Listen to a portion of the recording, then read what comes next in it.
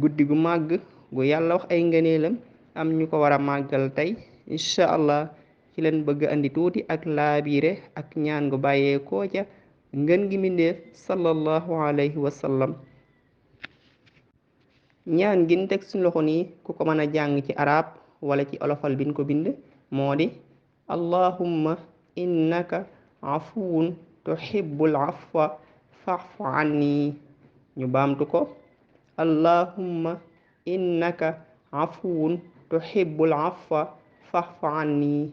ñaan gi sun yaay Aïcha nekkoon kenn ca soxna yi yonente ba sallallahu alayhi wa sallam moo laajoon sang ba ni ko bu ma jàppee ni bu ma xamee ni tey la guddik laylatul xadar lan laa ciy jàng lan laa ciy wax lan laa ciy ñaan.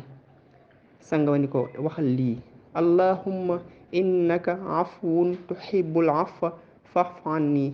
loolu mooy lan ci niñ ko mën a leerale yow yàlla ku bëgg yow yàlla ab jéggale waa kon nga yow yàlla ab jéggale waa kon nga te ku bëgg ku lay jégglu nga danga bëgg ku lay jégglu yàlla nga ma jéggal. yow yàlla ab jéggale waa kon nga danga bëgg ku lay jégglu yàlla nga ma jéggal. loolu mooy wax loolu lañ ko mën a leeral ci olof ci ak tënk. kon lu mat a bàyyi xel la guddik laylatul xadar sang ba nee na bu ñëwee ni ko sida Aïcha laajoon mu tontu ko nee na waxal lii allahumma innaka afuwun tuhibbul afwa fa'fu anni.